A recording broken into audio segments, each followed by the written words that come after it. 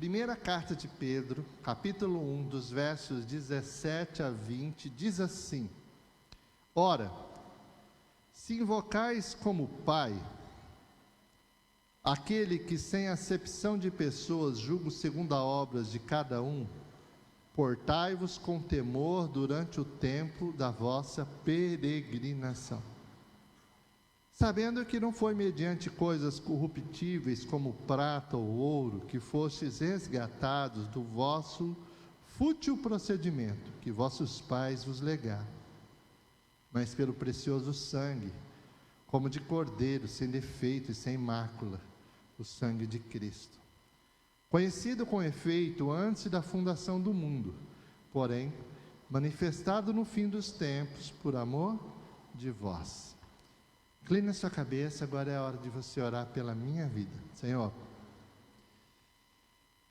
chegou o momento, chegou a hora, oferecemos louvores ao Senhor, oferecemos cânticos assim.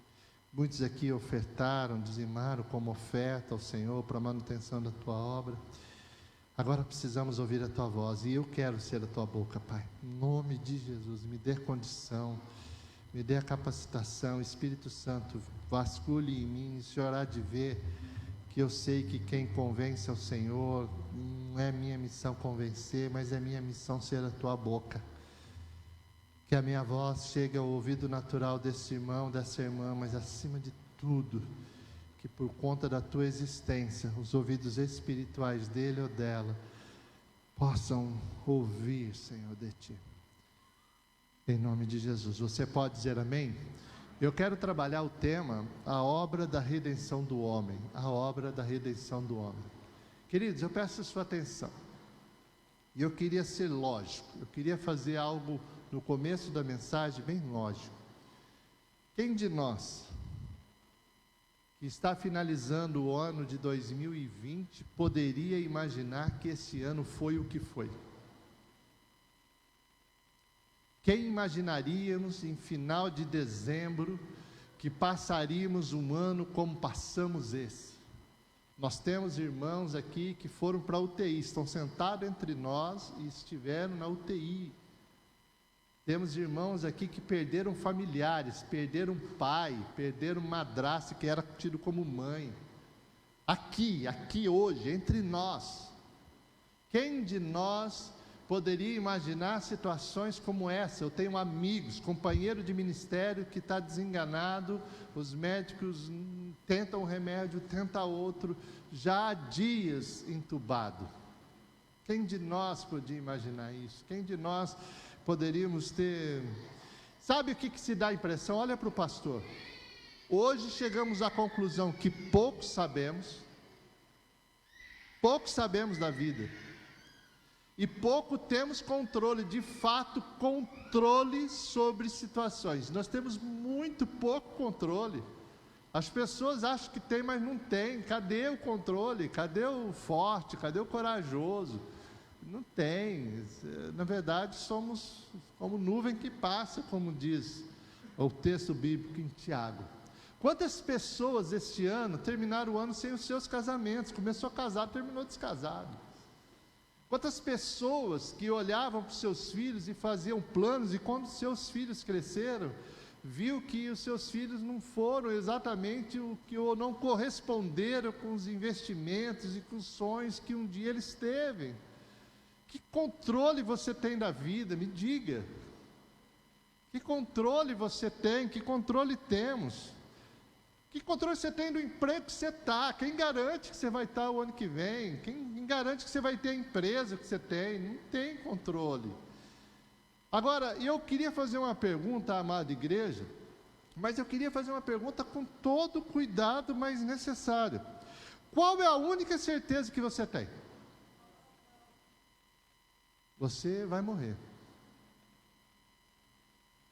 Se Jesus não voltar, a morte espera. Se não por Covid, será por outra coisa. Ninguém fica. Ninguém fica. Por isso o tema, a obra da redenção do homem, é muito pertinente, porque alguns podem achar que está seguro, não estou bem, estou tranquilo. É a história do casamento. Não, meu casamento está bom. Aí de repente chega o marido e quer divórcio. Um está achando, não, eu estou bem, estou com a empresa, de repente vem uma situação dessa, o governo manda fechar, eu fico com pena, com dó, desses caras que tem restaurante, dessas pessoas que têm, poxa, cara, imagina, de novo. Imagina essa cena, que certeza que nós temos, a única certeza que nós temos e que nós um dia teremos que enfrentar a vida eterna ou a morte eterna, isso é fato, não adianta pular para cá. E eu vou te falar agora como pastor, tá? Porque pastor, você precisa estar na minha pele para viver o que eu vivi. Eu vou dar um exemplo de coisas que eu vivi, tá? De situações que eu vivi. Eu vivi pessoas que saindo de uma situação de praticamente, olha, não morreu, vai morrer, e não sei o quê, e essa pessoa saiu, não morreu, viveu. E aí quando essa pessoa chegou perto de mim e falou, não pastor, agora eu vou mudar de vida, agora não, agora eu não bebo mais, agora eu não brigo mais com a minha esposa, agora não mais isso, agora não mais aquilo outro, eu aprendi, a dor me ensinou, e passou-se 2, 3 meses, não passou mais que 90 dias, voltou ele a beber, voltou ele a brigar, e não mais, ele se divorciou da esposa, a mesma pessoa, que estava dizendo, não vou fazer mais isso, eu aprendi, agora eu fiquei com medo pastor, não, mas o medo passa, o mundo brilha, e as pessoas começam a tomar decisões. Você já imaginou o que eu já vivi no passado? Olha, presta atenção numa cena, tenta sair de você, olha, ouça a voz do pastor, imagina você chegar no velório, e uma mulher, vendo seu ente querido, olhando para você, olhando para aquele caixão daquele filho, ela olha para você e pergunta, deu tempo de você falar do amor de Deus para ele, pastor? Você falou, pastor, e não deu tempo. Quando me chamaram para ir orar por aquela pessoa, eu não consegui chegar a tempo.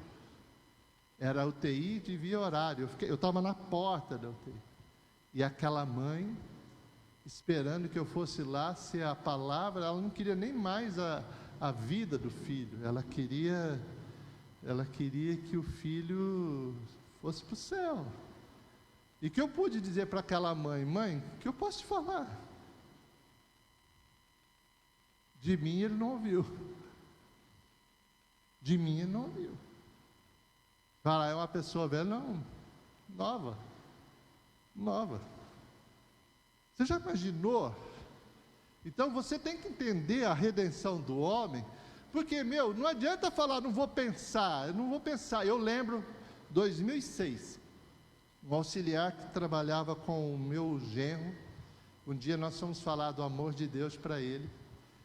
Esse garoto, um homem de 28 anos, chegou e disse assim, olha, eu não quero ouvir de Jesus, porque eu gosto de pegar menininha. Pastor, eu estou na flor de idade. Eu gosto de pegar menininha, pastor. Agora estou o top da galáxia, né? Só que um dia, liga para ele, ele não atende. 20 dias depois que ele falou isso. 20 dias. Foram na casa dele, chegaram lá, arrombaram a porta, ele tinha tido um infarto fulminante, garoto, o que disse? Que agora não era o momento, não era a hora, não era o tempo. Então a gente precisa falar do que eu vou falar hoje aqui, e tudo está aqui, olha, aqui é um tratado teológico, isso daqui para teólogos, isso aqui é um prato cheio, isso aqui... Essas palavras que parecem meio confusas para você, trata de tudo isso que eu vou falar hoje à noite. E qual é a minha missão? Eu sempre faço, é Pedro, né? O teu namorado, é Pedro, né? Eu sempre miro em alguém, Pedro. Sim, eu fico pensando, como que o Pedro entenderia o que eu vou falar? Porque se eu falar muito bonito e difícil, você não vai entender nada. Não Estou falando que é sempre para o Pedro, mas eu estou falando que o Pedro é novo, está se aproximando de nós, então ele precisa pelo menos sair daqui sabendo que ouviu. Outras pessoas assim também. E hoje eu vou falar da redenção do homem. Se para aquele garoto não houve tempo, e eu tive que ir no velório, do lado do caixão, dizer, não fui eu que falei, eu não falei. Para ele não deu tempo. Para você dá tempo. E você vai ver que lindo isso daqui. Vamos lá, olha por favor o verso 18, eu vou querer, agora eu estou pregando. Sabendo que não foi mediante coisas corruptíveis, como prata ou ouro, que foste resgatado do vosso fútil procedimento que vossos pais vos legaram. Primeira coisa, olha para o pastor, você, quando nasceu, tem gente que nasce rica, não nasce? Tem gente que nasceu milionário, cara, nasceu filho do Silvio Santos, já nasceu rico. Outros nascem bilionário. Mas todos aqui, tanto o filho do rico, como o filho do pobre, como eu e você, tivemos uma herança, um legado de nossos pais, Márcio, e ele está aqui. O seu fútil procedimento, que foi isso que os meus pais, e eu não falo pai, o meu pai, a minha mãe, é o meu tataravô, até chegar em Adão. Foi isso que eles legaram para mim como herança. Ninguém aqui escapa. Ninguém escapa, ninguém escapa. Herança chamado pecado. E talvez, eu quero pedir a sua atenção, porque algumas pessoas, elas batem o olho e falam, eu não roubo, eu não mato, eu não uso droga. Eu conheço um cara que rouba, mata e usa droga. Pô, então eu estou em melhor condição que aquele cara que rouba, mata e usa droga. Mas, e o que você não... você de vez em quando passa uma mulher bonita, você olha para ela, eu olho, pecou. Pecou, não teve jeito. O olho viu, já não deu mais. Ai, meu Deus. Pecou, não faz diferença. Pecado é pecado. E isso é um legado, só essa situação, um pecado só um, é o suficiente para te lançar no inferno, só um. Então, o que eu nasço? Então, eu olho o nenenzinho mais lindo que tem, o mais bonitinho que tem. A hora que crescer, ele vai ter que resolver essa parada, porque se ele não resolver essa parada, o que espera ele não é o céu, o que espera ele é o inferno. E a hora que ele tiver a idade da razão, ele vai ter que tomar essa decisão. A hora que ele tiver noção, você vai ver, quem é mãe, quem é pai aqui sabe, 1 aninho, 2 aninhos, já mente, coisa estranha, mente. É uma coisa muito esquisita. Está dentro da raça. Esse é o legado. Então eu preciso de uma redenção, eu preciso resolver isso. Aqui vocês estão entendendo ou não? Está fácil? Porque tem gente que acha que é assim. Não, eu vou fazer uma conta de crédito e débito. Eu tenho um filminho que eu assisto, mas eu dou a cesta básica. Será que cesta básica dá por causa do filminho? Então eu faço uma conta básica. Se eu der 2 cestas básicas, eu vou continuar vendo o filminho. Se for tiver ver 3 cestas básicas, não é o que você faz. É o que você é. Você é um pecador. Esse é o problema. E essa redenção, se ela não for para a tua vida, essa situação vai dar problema. Olha o verso de número 17. Não basta virar crente. Ora, se invocais como Pai aquele que sem acepção de pessoas julga sendo as obras de cada um, portai-vos com temor durante o tempo da vossa peregrinação. Que ele fala aqui, vou traduzir em miúdo. Tem gente, acredite, pasmem, que acredita que porque tornou evangélico está salvo. Eu virei evangélico, então eu estou salvo. Teve uma época que até a Gretchen achou que era evangélica. Ela falou que era. E aí? Ela fala o que quiser falar, ela tem o direito de falar o que quer. Mas o que eu estou lendo aqui, é que há um tempo, eu preciso caminhar, eu preciso andar, não basta ser evangélico, e nem basta ser crente, porque tem gente que acha que eu era católico, eu era idólatra, agora eu parei de ser idólatra, eu virei crente, agora estou beleza. Você resolveu uma questão, mas continua com outras questões. E existe aqui uma mudança. Ele está dizendo aqui no verso 17, há uma peregrinação. Eu estou, presta atenção, olha, simples, eu estou indo para o inferno. Eu nasci, eu era sempre gordinho, fortinho. Minha mãe fala que eu tinha 5 quilos, imagina como aquilo devia ser. Então nasce, estou lá, bonitão da Laurindo, estou andando, beleza, 5 anos, estou aprontando, 10 eu já estava estranho, 12, pelo amor de Deus, 15 a coisa pegou geral. Eu estou indo. Aí eu estou peregrinando para onde? Márcio, para o inferno. Mas um dia eu conheci Jesus. O que eu faço? Eu me converto. Peraí, não, mudei de caminho. É isso que ele está dizendo. Quando você conhece Jesus, tem que mudar. Tem que mudar. Entenda. É isso que ele está dizendo aqui. No tempo da vossa peregrinação, eu estava indo para o inferno, eu fazia o que eu queria. Eu vou para o céu. Eu posso fazer o que eu quero, eu sou livre. Mas eu não devo fazer o que eu quero, porque o que eu quero muitas vezes não é bom. Entenda isso. E existe um medidor. Aquilo que mede água, o que é mesmo? Hidrômetro. Que mede febre é termômetro. E tem um crentômetro. Viu quanto você é crente? Crente. Ixi, agora vai pegar, hein? Pôr o termômetro dá febre, pôr o hidrômetro mede a água.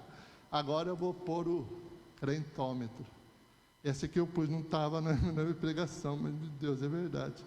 Está aqui, olha o verso 17. Vou ler ele inteiro, mas é só o final que me interessa. Ora, se invocais como Pai aquele que sem acepção de pessoas julga segundo as obras de cada um, portai-vos com? Ai! Esse é o crentômetro. Quando eu perco o temor de Deus, quando eu perco o temor, não vou nem falar de Deus, eu vou usar a palavra certa. Quando eu perco o temor a Deus, eu me visto como crente, eu falo como crente, eu venho na igreja que os crentes fazem, eu faço tudo o que ele faz, é tudo igual, mas é joio, não é trigo. Porque o Filho de Deus, ele teme ao Senhor. O pecado lhe assusta. O pecado lhe dá repulsa. Ele não gosta de gostar. E você sabe o que eu perdi? Sabe o que eu percebi? Que nessa peregrinação, eu estava indo para o inferno. Pai, alguém falou de Jesus para mim. Está dando para me acompanhar aí? Posso mandar um pouco aqui? Wagner, está dando aí? Muda esse negócio aí? Então aí sim, eu estou andando. Aí eu conheci Jesus, eu volto. Aí, opa, eu vou para o céu agora, estou indo para o céu. Mas nesse caminho eu vou cedendo. Eu comecei firme. Eu era firme. Mas no meio do caminho, o temor de Deus e a Deus, as pessoas, aquilo que ela falou, eu jamais farei, ela começa a fazer. E eu estou falando da redenção do homem. Calma que eu vou fechar essa ponta. Não, esse tipo de vídeo eu não vou assistir. Ela começa a assistir, esse tipo de coisa eu não farei. Ela começa a fazer, e ela está entre nós. Ela está conosco, peregrinando junto conosco. E o calor de cada um aqui, cada um de nós, o calor de cada um muitas vezes ofusca a atitude individual daquela pessoa. Onde está o erro? Está em Cristo? Está na igreja? Para interceder. Como pastor, eu vejo pessoas que passam anos e vão cedendo aos poucos. Pequenas coisas. Há um ano atrás achava errado. 2 anos atrás achava errado. 3 anos atrás achava errado. Hoje já não é tão errado. E amanhã é completamente normal. Hoje não é tão e amanhã é completamente normal. Como se Deus mudasse de opinião. Lembra daquela mãe que perguntou para mim, deu tempo? Lembra? Para ele não deu. Pelo menos de mim. Mas para você está dando. Eu tenho tempo. Essa mensagem jamais vai sair da sua cabeça. Olha por gentileza o verso 20. Conhecido como efeito antes da fundação do mundo, porém manifestado no fim dos tempos por amor de vós. Eu estou com um problema. Olha aí. Eu nasci com problema, você nasceu com problema, mas eu e você somos o plano A de Deus. 2000 anos atrás, o plano A de Deus se manifesta. Ele não foi criado. Deus, ó, o que Pedro está escrevendo aqui sobre a inspiração do Espírito Santo, é que Deus não falou, tipo assim, Hélida, cara, não está dando certo, esse negócio de lei não está dando certo, os caras não obedecem, não sei o quê. Aí, tipo, ele fez uma conferência com os anjos lá, e tem que resolver, precisa de um outro plano, vai, sugestão. Não, o que ele está dizendo é que Jesus estava planejado antes que o mundo fosse criado. Ele é o plano A. Ele é o plano A. Sabe o que é melhor de Jesus? É que eu sou livre para errar, Ele me libertou. E eu não erro porque eu amo. Eu amo o que Ele fez por mim, eu amo o que Ele me tornou, eu amo. Entenda isso, eu amo saber que Ele pensou em mim. Eu amo saber que quando eu nasci eu tinha chance, eu amo saber que eu nasci depois da vinda de Cristo, eu amo saber isso, eu amo.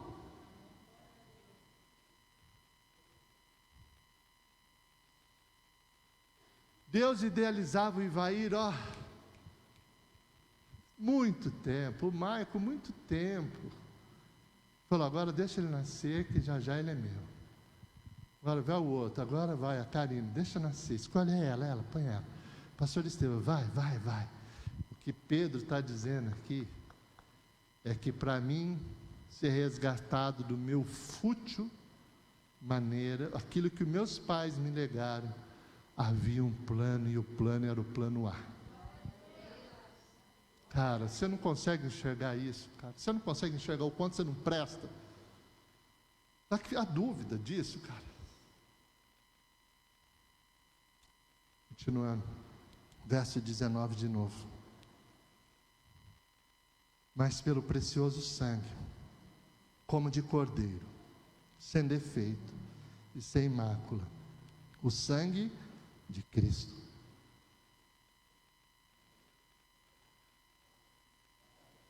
Deixa eu falar o que você não sabe, olha para mim.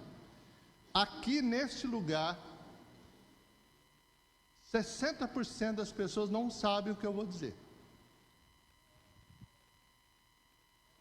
Jesus não foi morto, meu amado. Jesus se entregou, é diferente.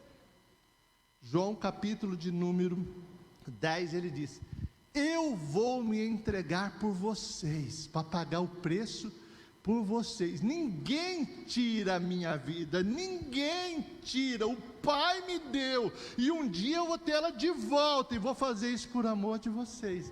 Então aquela coisa de Cristo coitadinho na cruz, dói mesmo, é triste mesmo, mas Ele se entregou, não matou Ele, ninguém matou Ele não, Ele se permitiu fazer, como um cordeiro, Ele foi ao matadouro, para resolver a parada do legado que meus pais me deram. Poxa vida, se Adão me deixou um legado, Jesus também me deixou um. Quer ouvir mais? As pessoas não sabem, elas acham... e quer ver o pior? Que as pessoas não sabem, elas acham que o responsável pela morte de Jesus foram os romanos. Elas acham que foram os judeus. Elas literalmente acham que foram os judeus. E o responsável da morte de Jesus foi o teu pecado, o meu pecado. Porque se eu não estivesse pecando, se você não estivesse pecando, eu não precisava morrer. Então eu não precisava se entregar. Os romanos e os judeus, eles foram um instrumento. Mas o culpado fui eu. Consegue pegar isso? Não. Consegue captar isso? Se ele não faz isso, como que eu resolvo? Adão me deixou uma herança, agora Jesus me deixa outra, a graça. Agora o cordeiro foi lá e pagou, não tiraram a vida dele, ele foi. E a pessoa precisa entender isso, amada. Como falta ao ser humano entender isso, como falta. Também nesse verso 19, eu vou falar o preço, vou ler de novo. Mas pelo precioso sangue, como de cordeiro, sem defeito, sem mácula. Eu falei do cordeiro, agora eu quero falar do sangue. Olha para o pastor. Você jamais será tido por inocente. Você sempre será culpado. Sempre será culpado. Você não é inocente coisíssima nenhuma. Por melhorzinho que você possa parecer ser, você é culpado. Em algum momento hoje você falhou. E se falhou, então você é culpado. Deus jamais vai advogar a sua inocência. Ele vai advogar sempre a sua culpa. É que a tua culpa está paga. Você não pagou, Ele pagou, o sangue pagou. Mas tem gente que age como se fosse inocente. Estou de boa, sou crente, tenho a carteirinha, tenho isso, tenho aquilo outro, e ele continua errando, porque afinal ele se acha inocente. Não, você é um culpado, você é um pecador. E a hora que eu erro, e eu preciso saber que para mim não custou nada o perdão de Deus, mas custou para Cristo. Outras pessoas imaginam o seguinte, cara, Deus é bom, né, irmão? Deus é bom, Deus é bom. Deus é bom, mas Deus também é justo. Deus não tem esse papo de jeitinho. Ou tem sangue ou tem pecado, escolhe. Ou tem o sangue de Cristo, ou tem pecado. Tem gente que fala, presta atenção que isso aqui é muito sério. Tem gente que fala assim, ai pastor, não sei, esse mundo está acabando mesmo, né? Esse mundo já era, pastor, esse mundo é do diabo, esse mundo é não sei o que lá, e fala. Deixa eu te dizer algo, querido, presta atenção no pastor. É muito importante que você entenda isso. O problema hoje no mundo não é mais o pecado. O problema do mundo hoje é o Rogério, a Cris, é o pecador, nós somos o problema. Mas quando eu tenho sangue na minha vida, está pago, o Rogério está pago, a Cris está pago. Eu tenho duas coisas, ou eu fico no pecado, ou eu fico com o sangue. Como filho, eu aceito o sangue de Cristo pagando por mim. Deus jamais vai fazer vista grossa. Você sabe o que você aprontou essa semana? Sabe o que você aprontou esse mês? Sabe o que você aprontou esse ano? Arrependa-se. Não tem conversinha com Deus não, viu? Gostando de ouvir o que eu vou falar ou não vou gostando, isso aí é problema teu, não é problema meu. Não tem conversa. Não tem conversa. Deus não tem jeitinho, ou tem sangue ou tem pecado. Ou tem preço pago ou continua pecando. Pastor, mas o que muda? É que a pessoa que sabe quem é em Cristo, por que viveria pecando? Ela sabe que ela é limpinha, cheirosa, amada, príncipe, princesa de Deus. Por que eu vou continuar pecando? Um sangue de inocente, de um sem culpa, pagando pela minha culpa, pagando pela tua culpa. Essa é a obra da redenção do homem. Ouça com todas as letras. Em nenhum lugar da Bíblia diz que você terá chance alguma de falar com Deus. Em nenhum lugar da Bíblia diz que você terá purgatório, para ter ficou para a segunda época, sabe, aquela coisa de recuperação. Morreu, eu vou ter um dia encontro com Deus. A única coisa que sairá da minha boca é: Tu és o Cristo, Tu és o Senhor, Tu és Deus. A palavra fala isso, que todo joelho se dobrará e toda língua confessará. Mesmo o homem mais terrível que tenha nascido nesse mundo, ele vai ter que se ajoelhar, confessar para ser elevado. Agora pode ir, eu não te conheço. Fora, está fora. Entenda o que eu estou te falando, porque aquele que nunca pecou, este sangue foi vertido por você que sempre peca.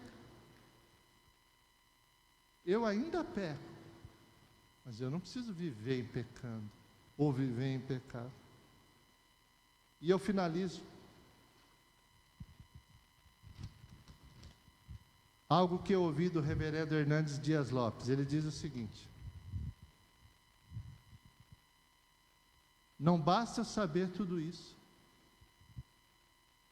não basta eu acreditar em tudo isso, se eu não viver tudo isso. Sabe aquela história do sangue que era passado na porta dos hebreus, quando o anjo da morte visitou lá o Egito? Não basta ter o sangue, precisava ter o sangue na porta, para que Deus pudesse livrar aquele povo. E Ele precisa assim também em sua vida. Eu queria chamar o louvor, por gentileza. Sabe qual é a diferença hoje no plano de redenção? Sabe qual é a diferença hoje no plano da redenção? É que até 2000 anos alguém poderia culpar Adão por algo. Porque de fato Adão deixou um legado de dor, de angústia, de situações. De fato, pela transgressão dele foi imposto a nós trabalhar suado. Isso é real. Mas hoje ninguém mais pode culpar Adão pela sua perdição eterna. Porque o pecado que Adão incutiu em nós, o sangue de Cristo cobre todo ele. E o problema é que tipo de vida que você quer viver. Ou que tipo de vida você está vivendo. Já parou para perguntar? Eu me converti no começo desse século, não faz muito tempo. 17, 18 anos. Por que eu persevero até hoje? Eu não sou assalariado da igreja. Eu vou fazer missões, eu vou deixar a empresa, o trabalho, eu vou ficar 30 dias fora. Por que eu faço isso? Porque um dia Cristo fez por mim. E eu vou contar para um monte de gente que eu não conheço isso. Eu não vou querer que eles se tornem crentes, né, pastor Juliano? Vamos contar que Cristo pagou o preço. Se você quiser continuar vivendo essa vida medíocre de pecador nojento, o que eu posso fazer? Estou lhe apresentando um novo plano da redenção. Não é sobre o que você fez, ou o que você faz, ou o que você fará. Basta eu saber o que Jesus fez, o que Jesus faz e o que Jesus fará. Difícil, eu preciso pôr no PowerPoint para você entender. O plano da redenção não depende de mim. O que máximo que depende de mim é saber que Ele morreu por mim. E reconhecer isso. E viver a partir disso. Peregrinando até chegar na minha Jerusalém, na Jerusalém Celestial. Queria que você inclinasse sua cabeça, eu queria poder orar por você. Antes de orar, sabe por que eu nunca peço desculpa ou perdão quando eu chamo um pecador de nojento? Porque o que você acha que é o pecador? Diante da santidade de Deus. Diante de mim é mais um igual, é o meu par, né? É um parça, que nem diz os garotos, é o parça. Mas e diante da santidade de Deus, o que é? Isso ofende a Deus. Ofende a santidade daquele que pagou o preço por você. Fica triste comigo, não. Se arrependa, muda de vida. Há tempo. Senhor, eu quero abençoar esse momento. Quero agradecer essa oportunidade de falar da tua salvação. Eu lembro de um louvor, pastor, que fala: não fui eu, nada de mim, não é nada, por mim, nada, não é eu, é Ele, tudo é Ele, tudo é Ele, tudo é Ele, tudo é dele, tudo é Ele. Dependesse de nós estava perdido, querido. Graças a Deus não depende de nós. Enquanto fazemos um pequeno palhinho do louvor, depois eu quero orar por eles, tá?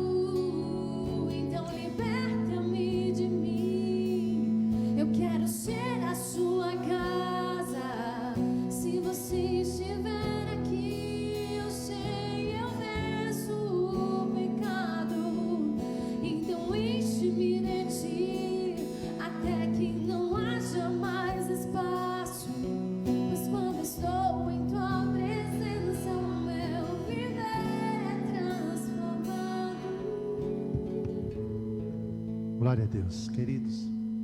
Fique de pé um pouquinho para mim poder orar pela tua vida, você que pode.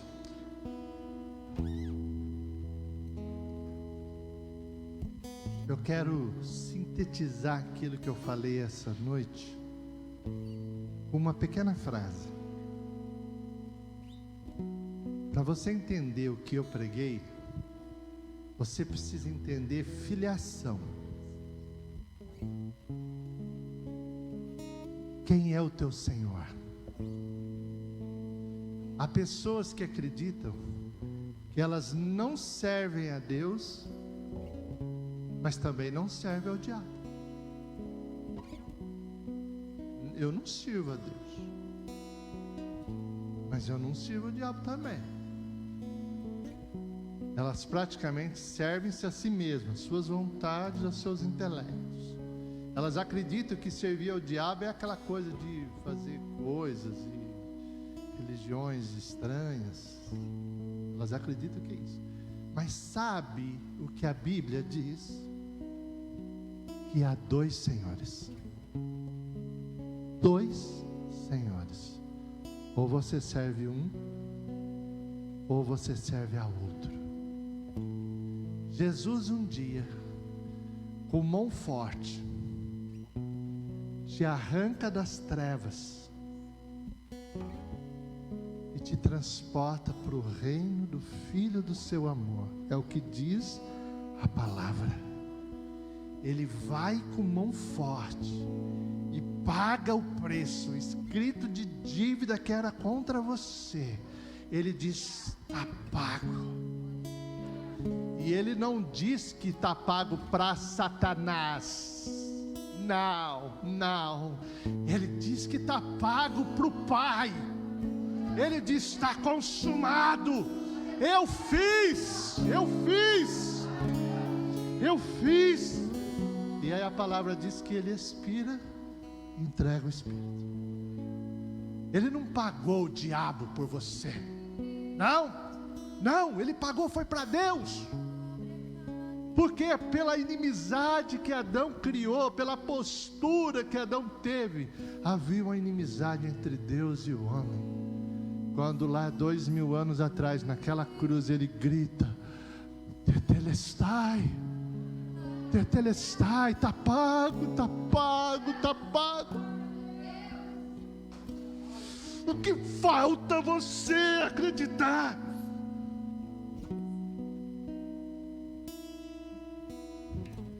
Ou eu sirvo a Deus. Não é religião, não é ser crente, não é ser evangélico, é ser filho que chora por seus pecados, filho que chora quando erra, filho que não negocia. Tem gente que falha por tão pouca coisa, tão pouca. Não é estar ali para ser queimado. E tinha pessoas que eram ser queimados, diziam para ele, até hoje, pessoas que a Eclésia está aqui, pessoas até hoje, missionários morrem até hoje. Se você negar Cristo, você não morre. Eles falam: eu morro, mas negar eu não nego. Pessoas falham por tão pouco. E aí Pedro vem e diz: Deus vem e resgata você do seu fútil procedimento, da obra que os teus pais te deixaram, e foi mediante ao preço, não foi prata, não foi ouro, foi sangue. E aí você vai querer que eu fale o que para você, querido? Você quer que eu fale o quê? Um homem pecador como eu. Se não foi esse sangue, por favor, tome uma decisão na tua vida. Aceite o Senhor como teu e o senhorio dele. Aceite o senhorio de Deus. Vai esperar até quando? Pedro está gritando: muda. Se você olhar uns versos mais para frente, mais para trás, ele diz: sede santos, porque Deus é santo. 3, 4 versos para trás, ele vai falar: sede santo. Mas como eu vou ser santo? Eu vou ser santo quando o santo habitar em mim. Eu sou santificado todo dia, e você e eu acordamos de manhã zeradinho.